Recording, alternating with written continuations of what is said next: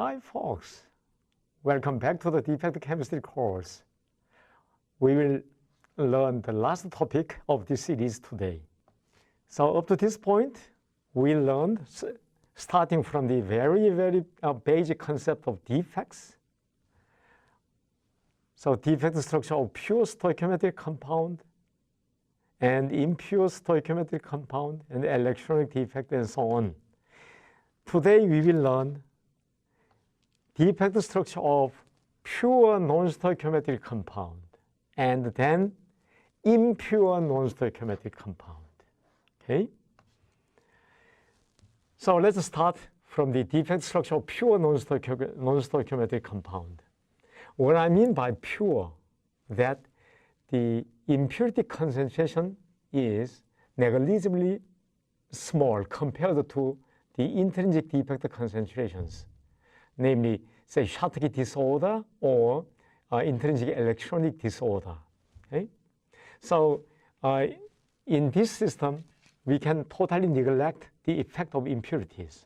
Okay? Everything is dominated by intrinsic defects. So before starting, let's define our system first. Okay? Our system is binary non-stoichiometric pure compound. And here, we will assume that this oxide has a close-packed structure so that we can easily imagine that this system will have a Schottky disorder as the majority disorder type. Okay? Then what are the thermodynamic variables of this system? Okay? If our system were of the fixed composition, then we had only two thermodynamic variables, which are temperature and pressure. But now, composition of our system is changing depending on thermodynamic state. Therefore, we have to take into account the composition variable. Okay? So here, our system is binary, therefore we have one composition variable. If you like, you can represent all the equilibrium properties in terms of temperature, pressure, and the intensive variable corresponding to the extensive composition variable. Okay? Either way, you can do that. Okay, then in this case, our defect chemical logic goes follows. We first have to conjecture what type of defects there are. Okay? I told you that our system is close-packed. Therefore, we can assume that the Schottky disorder type will be predominating over the other kind of ionic defect. So we can assume that cation vacancy and oxygen vacancy. And then in addition to the ionic defects, we have to conjecture the electronic defect also, namely electron and holes. Okay, here, to make the story simpler, we will assume that all these ionic defects are fully ionized. As you see here, you see metal vacancy has the effective charge of -2, so that's why it has the 2 primes.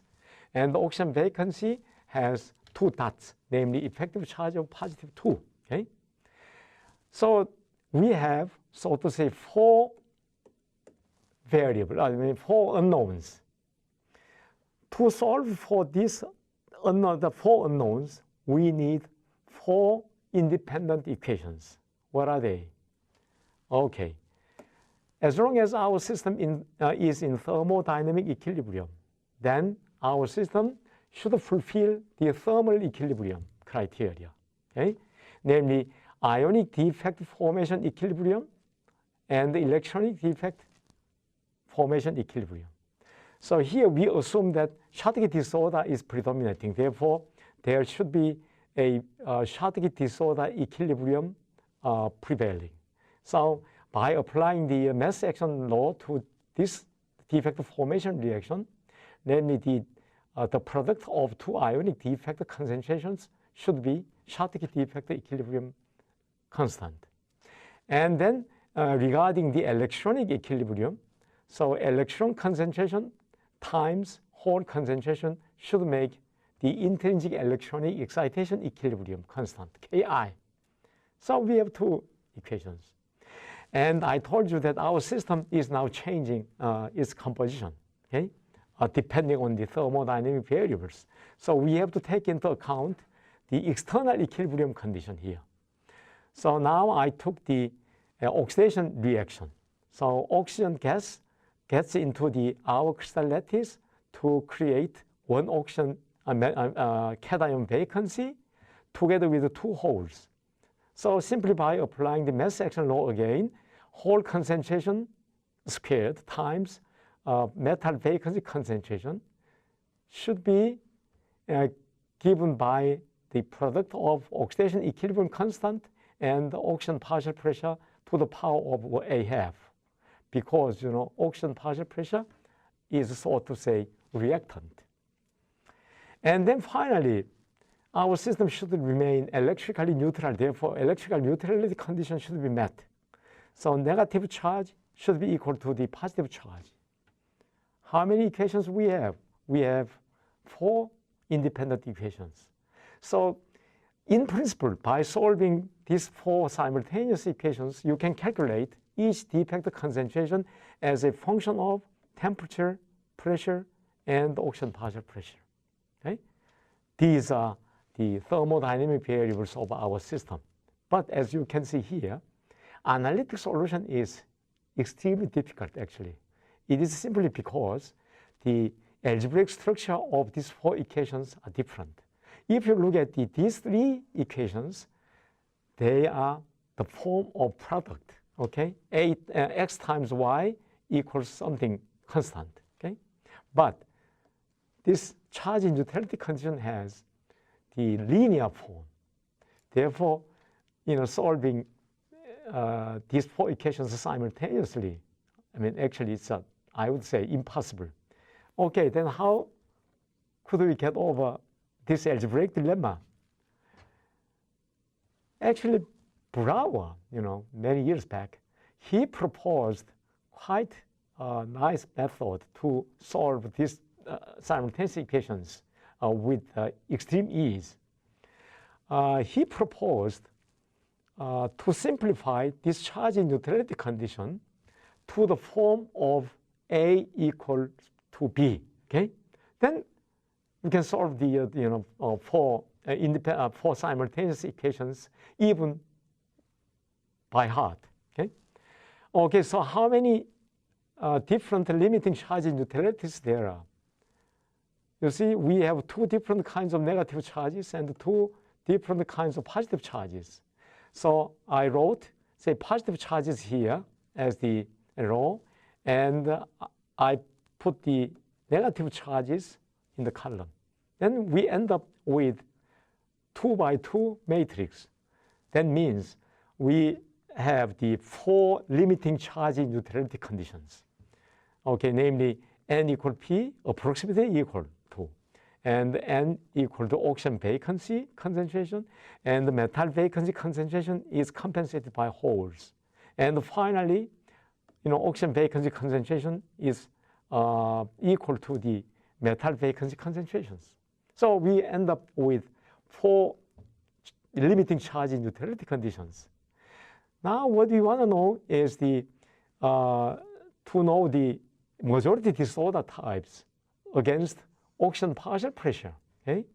As the oxygen partial pressure increases, we know that there are 3 regimes. One is hypo regime, namely oxygen excess is negative, so say oxygen deficit, and the near stoichiometric regime, and the hyper stoichiometric regime. So 3 regimes there are along the oxygen activity axis at the given temperature. How could we allocate each majority disorder types in these 3 regimes? The key idea is the following. Now we have 3 non-stoichiometry regimes. And this non-stoichiometry is written by the difference of 2 ionic defect or difference of the electronic defect. Here we defined the delta non-stoichiometry as the oxygen excess. More oxygen you have, then your system becomes p-type, okay? Or you have the deficit of electrons, then you have the n-type. So actually in terms of ionic defect, deficit of metal means excess of oxygen. And deficit of oxygen means, you see, this means actually deficit of delta, right? Okay, so by taking the difference between these two ionic defects, you will have the, so say, oxygen excess delta. Then, due to the charge neutrality condition, you end up with the difference of electronic disorder, as the oxygen excess. Okay, by applying the this equation to the charge neutrality condition, you can identify the delta values. Say for this case, say n equals p. So n equals p. Therefore, delta is approximately equal to 0. So this should be near stoichiometric regime. Okay? What about here? Okay, n is now in the majority.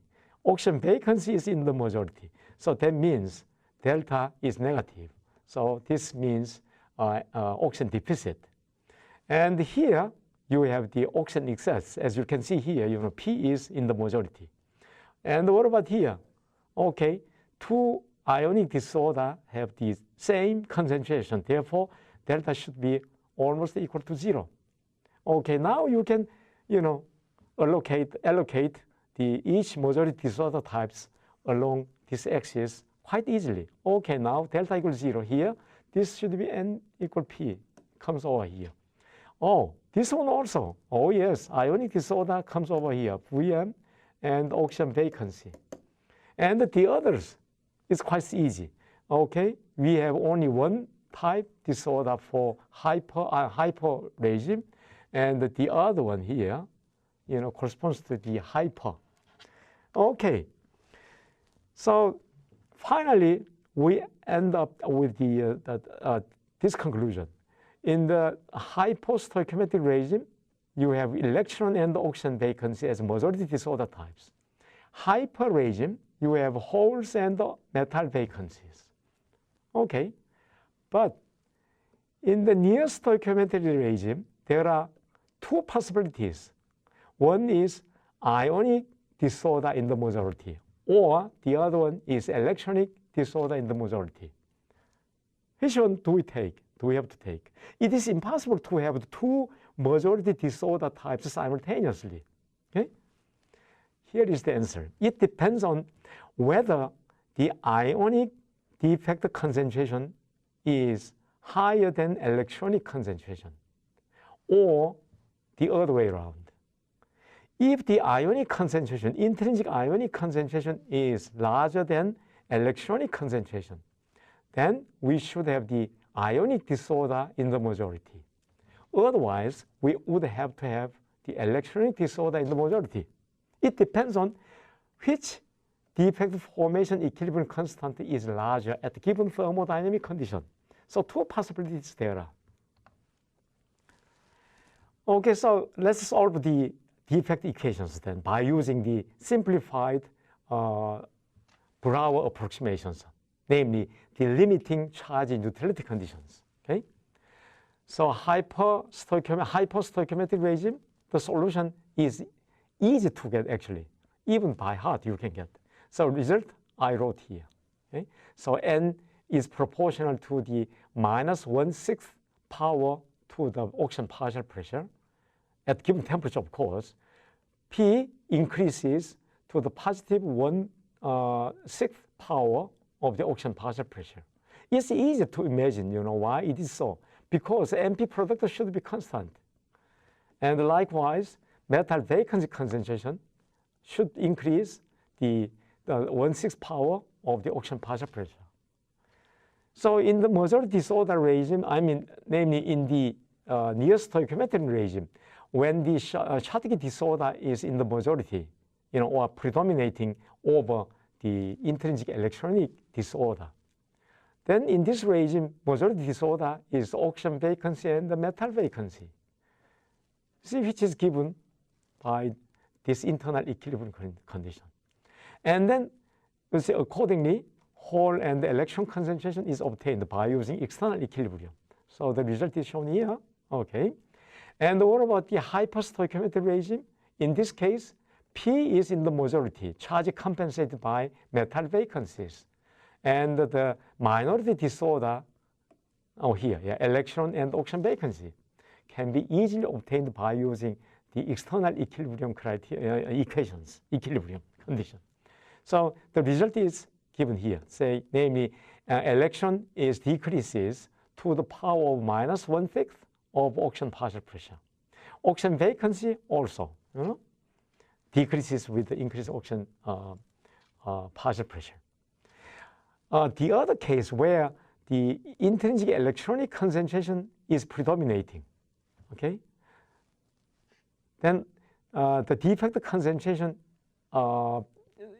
turns out to be different only in near stoichiometric regime, because in this regime, majority disorder is electronic defects, electron and holes.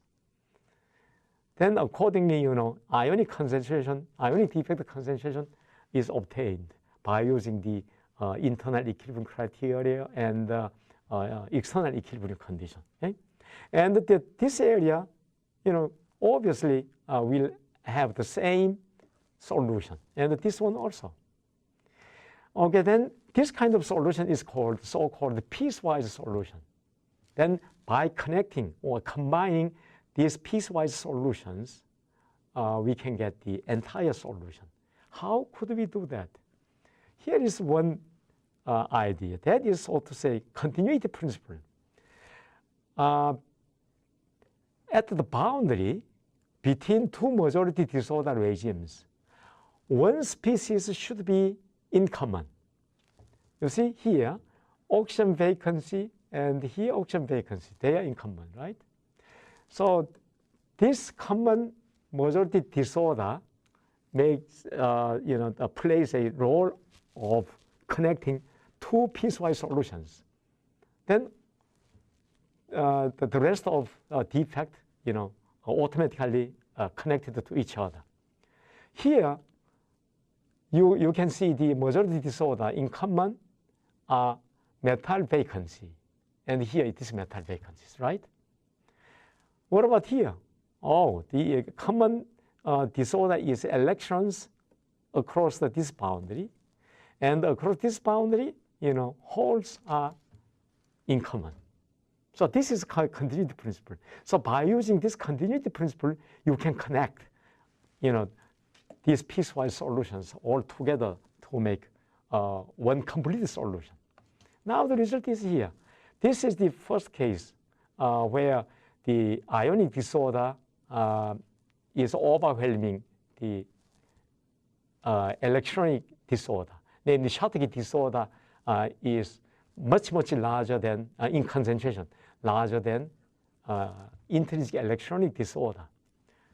So this is near stoichiometric regime, and here the hypo regime, and here hyper regime. So we plotted the solutions against oxygen activity at the given temperature. Okay? So electron varies this way. Here decreases as PO2 increases, right? Hole increases quite oppositely to the variation of electrons. Now this one. And the metal vacancy concentration, yes, and here near stoichiometric regime, it remains unchanged, and then goes up. That's it. So the general solution should be, continuously connected the piecewise solutions in this fashion. So for example, oxygen vacancy concentration should vary crossing this boundary continuously in this way. And here also continuously, okay? Same thing with the other defects. Now, you can easily imagine that as PO2 increases, your non-stoichiometric compound becomes P-type, okay? It's actually semiconductor. And in hypostoichiometric regime, you end up with N-type semiconductor. But in the near stoichiometric regime, ionic disorder is much larger than the electronic disorder in concentration. Therefore, you can imagine that ionic behavior, is overwhelming over the electronic transport properties, for example. Okay? So don't forget, these x's are logarithmic scale. Okay? Second case, namely the electronic disorder is predominating the ionic disorder. Then hyper and hyperstoichiometric range defect structure remains all the same as before. Only in the near stoichiometric regime, majority disorder type is replaced with the electronic disorder. So in this regime, electron concentration is approximately equal to holes. Okay, this red line. And then, for example, you see hole concentration varies in this way. As PO2 increases, hole goes up and remains fixed and goes up with a slope of 1/6. And here, again, 1/6. We call this slope in the logarithmic plot the oxygen exponent because it represents the PO2 dependence, namely it's a power. Okay? So we call it oxygen exponent. What about electron concentrations? It starts from here and decreases with the oxygen exponent of -1/6 and remains fixed and then goes down. And then as far as the ionic defect is concerned, you see, this is the oxygen vacancy concentration. It rather steeply decreases with increasing oxygen activity. Okay? On the other hand, metal vacancy increases rather sharply in near stoichiometric regime. Okay, goes to the p-type regime. This is the general, so to say, defect structure, assuming that our system remains stable across the entire PO2 regime, which I'm showing now. Okay? But depending on the system, the stability regime may terminate only down to here. So in this case, you cannot see this hypostoichiometric regime. Or depending on the system, you can see only up to this part. Okay? It depends on the system. But generally speaking, assuming that your system has the entire stability range across the entire PO2 regime, PO2 range, okay? Then your defect structure should look like this, only when the electronic disorder is overwhelming in near stoichiometric regime. Okay? Actually, in the near stoichiometric regime, the non-stoichiometry is expected to be almost equal to 0, right? Yes, but how close to 0? Actually, I brought to you here the as measured non-stoichiometric data of barium titanate, even though this is ternary system. But still, in this case, the majority ionic disorder is oxygen vacancy. Okay? Across the stoichiometry point, here delta equals 0. Actually, even within the near stoichiometric regime, oxygen non-stoichiometry varies in this way. Okay? Now you see, to the left of this stoichiometric composition, delta increases. Here, delta is defined as the oxygen deficit. So this range is oxygen deficit, and this regime is oxygen excess. But its actual magnitude, you see, is pretty small compared to 1. You see, this is 10,000 times. Therefore, even here, 3, this means 3 times 10 to the minus 4. So less than 0.01%, right? So this is the actual story of near stoichiometric range. Okay? Okay, now we are really final topic of today. So impure non-stoichiometric oxide. What about defect structure of this system? Now I would like to take the yttrium doped zirconia. We already knew that yttrium substitutes zirconium by producing oxygen vacancies. Okay? So its lattice molecular formula is written in this way. Zirconium 1 minus X and yttrium substitutes zirconium by X. So this X is called, so to say, doping level or impurity amount of impurity.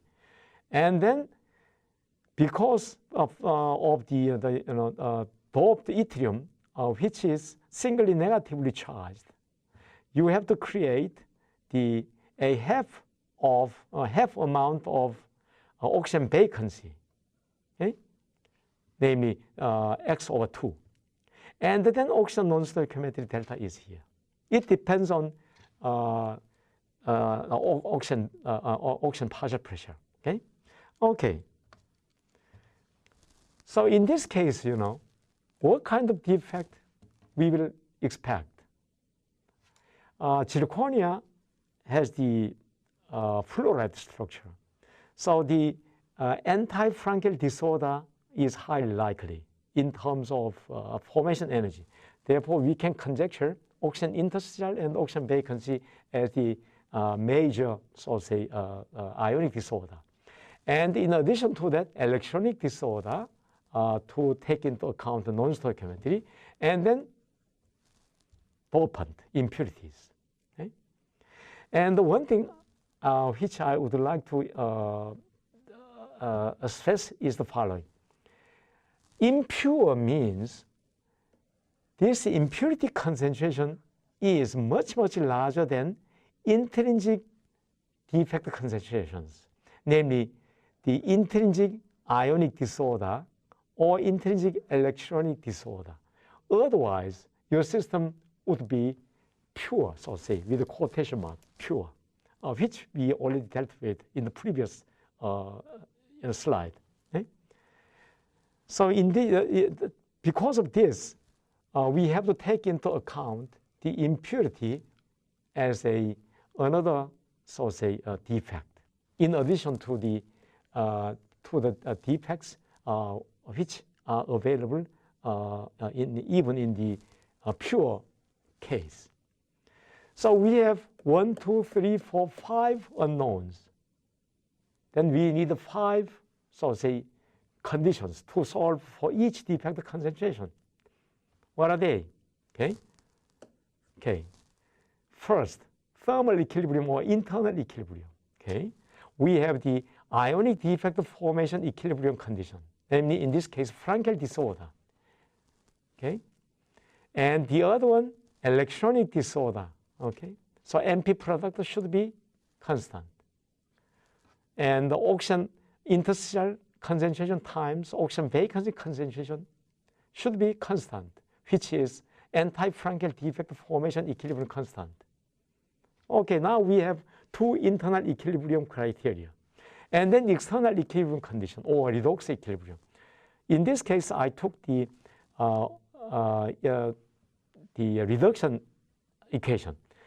So regular structure element oxygen goes out of our system into the gas phase, leaving behind the oxygen vacancy and 2 electrons for the charge compensation. Now oxygen, within the structure, it used to have the 2 electrons with itself. Now this oxygen goes out, leaving behind these 2 electrons. So these 2 electrons now lost, their host. So these guys become, so say, are set free. So these 2 electrons becomes free electrons. Of course, here, again, we assume that all defects are fully ionized. Then in this case, by applying mass action law, you see electron concentration squared times oxygen vacancy concentration. This is product, okay? And, here's another. Oxygen activity to the power of 1/2. So if we write, this oxygen activity to the right-hand side, we end up with PO2 the power of -1/2. Okay? So equilibrium constant is Kr, namely reduction equilibrium constant. So all this equilibrium constant is a function of temperature and the total pressure.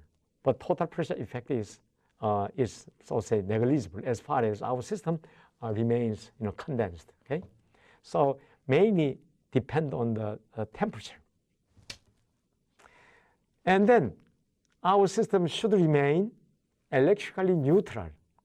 That means sum of negatively charged defect, okay? Sum of negative charges should be equal to the sum of positive charges. And then finally, mass conservation. Yes, we doped our system by the known amount, namely x. So how many equations we have now? 1, 2, 3, 4, 5. Yes, we have 5 unknowns. So by solving these 5 simultaneous equations, you can get each defect concentration as a function of temperature, pressure, and oxygen partial pressure, and then impurity level x. But in this case, x is already known. But in principle, we can solve each defect concentration as a function of thermodynamic variables of our system. Okay? Our system is now ternary. Therefore, there should be 2 conversion variables. What are they? One is this x. The other one is this delta. So the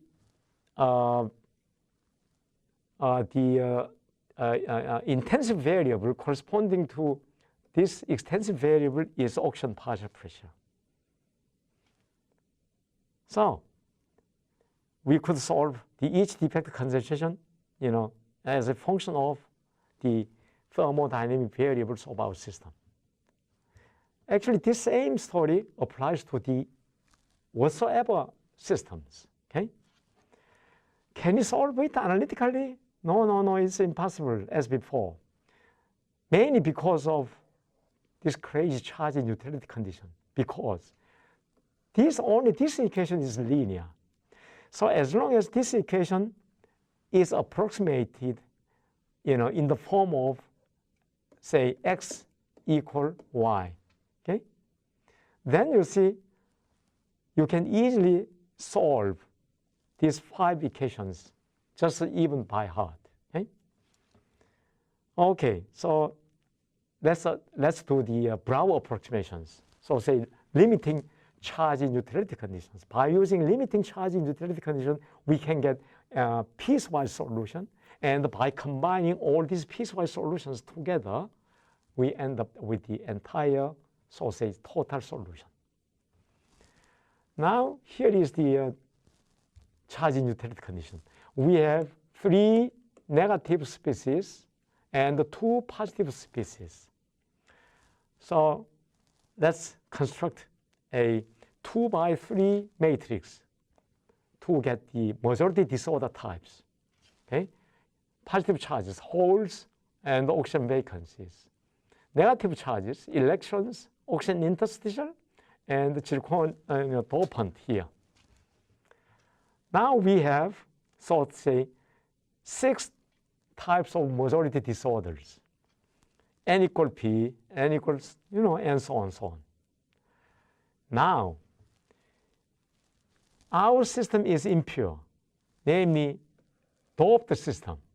This means impurity concentration X should be much, much larger than intrinsic defect concentrations. This indicates that this kind of intrinsic majority disorder is impossible. It's not allowed. N equal P and oxygen interstitial equals to oxygen vacancy concentration. This intrinsic defect disorder regime is not allowed as far as your system is, so say, impurity dominating. Okay? So you can neglect these 2 things. Then there remain only 1, 2, 3, 4 types, majority disorders. Okay, then to align or to allocate these 4 majority disorder types along the oxygen activity axis at given temperature. Okay, again, I told you, there are 3 regimes, namely neo-stoichiometry regime and the oxygen excess, oxygen deficit regime. Okay? then we should know each majority disorder types belongs to which regime. Okay, electron and oxygen vacancies. Here is a non-stoichiometry expression. Okay, as before, non-stoichiometry is given by the difference of hole concentration and the electron concentration. Okay? By using the charge neutrality condition, this can be written in terms of the ionic, defect concentrations. Well, you can easily understand why delta, is represented in this way. If oxygen excess, namely delta, is positive, then P is larger than N. Yeah, something like that. Oh, what about here? This is, electron dominating regime. Therefore, oxygen non-stoichiometry should be less than 0. So say oxygen deficit. Obviously, this belongs to this region, right? What about here? Oh, this is P. P is in the majority. So this should go to the hyperstoichiometry regime. Okay? And what about this? Oh, this is again P type. P is charge compensated by the dopant, yttrium. Oh, this should go to hyperstoichiometry regime. And finally, this one. Oh, yes. The dopant is now charge compensated by oxygen vacancies. This belongs to the near stoichiometry regime. Okay, now we allocated, all these possible majority disorder types along oxygen axis, oxygen partial pressure, axis. So it is written down here. So oxygen deficit regime, you have electrons and oxygen vacancy as a majority disorder. Near stoichiometry regime, you have oxygen vacancy concentration charge compensating the dopant, yttrium. Okay? And oxygen excess regime, unfortunately, you ended up with two majority disorder types. One is here, the other one is here. How do we find out the sequence? Again, continuity principle works. You see? Now, crossing this boundary, you have the oxygen vacancy in common. Crossing this boundary, yttrium dopant, doped subspecies in common. Then here, P. It's quite easy, to find out the sequence of majority disorder types along oxygen partial pressure axis by using the continuity principle. So even in hyper regime, you know which one comes first simply by using the continuity principle. If your system were pure, in other words, yttrium concentration is much smaller than the intrinsic defect concentrations, then you would have had 3 majority disorder types in each regimes here. This one, we saw in the previous case. Now, by using this Bravo approximation or limiting charge neutrality condition, you can easily solve each defect concentrations. Okay? I leave the solution for your fun. Okay? You can solve it. Even by heart, you can do that. Then the result looks like this. Okay?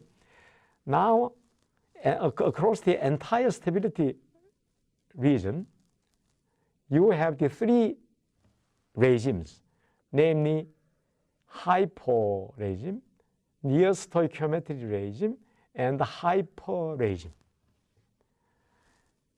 So near stoichiometry regime, you have, say, yttrium. This is an acceptor dopant. So here A means yttrium. So yttrium is compensated by oxygen vacancies. Okay? This sequence is what you saw in the last slide. And particularly in the hyper regime, this regime divided into 2 sub-regimes. One is acceptor or dopant charge compensated by holes, and then hole and oxygen interstitial. Okay? Now, by using the continuity principle, you can connect piecewise solution in each regime to get the entire solution across the entire stability range. So, for example, electron concentration, okay, it comes down here with the oxygen exponent of 1/6, and then decreases in near stoichiometric regime, okay, with the oxygen exponent of 1/4, okay, and in this regime, hole is electron is fixed because hole is fixed by the dopant concentration. So due to the MP to meet the MP concentration n times P to be constant, electron concentration remains fixed. And then here decreases with the oxygen exponent of -1/6 here, okay? And the whole concentration, and something like that. That's it. And our dopant level is here. I would like to draw your attention particularly to this near stoichiometric regime. You see, in this regime, oxygen vacancy concentration is fixed by dopant, in this case, yttrium. So oxygen vacancy concentration remains unchanged across the oxygen partial pressure range from here to here. Okay? This remains fixed. On the other hand, electron concentration decreases with a quarter oxygen exponent of 1/4. Yeah. This kind of defect structure gets you lots of idea to tailor the functional properties of your system. For example, this the yttrium-doped zirconia. It is well known that this system works at the oxygen electrolyte. How can it be? Answer is here. You see, oxygen vacancy concentration is fixed by yttrium dopant. Because of this doping effect, electron and hole concentration is suppressed pretty much. So particularly in this regime, oxygen vacancies are in the majority.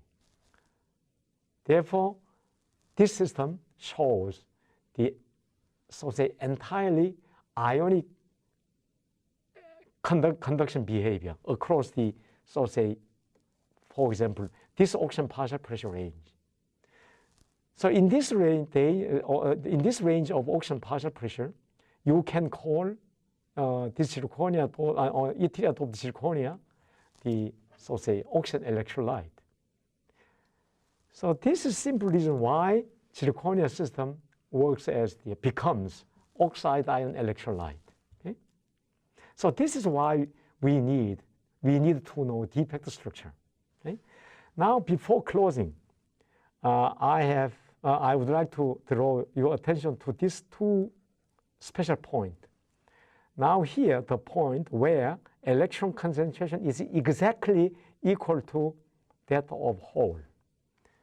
So delta becomes exactly 0. So your lattice molecular formula becomes, like this, because delta is 0. Okay? So this position is called electronic stoichiometric point. Now here, ionic concentration is compensated by the other ionic concentration. Okay?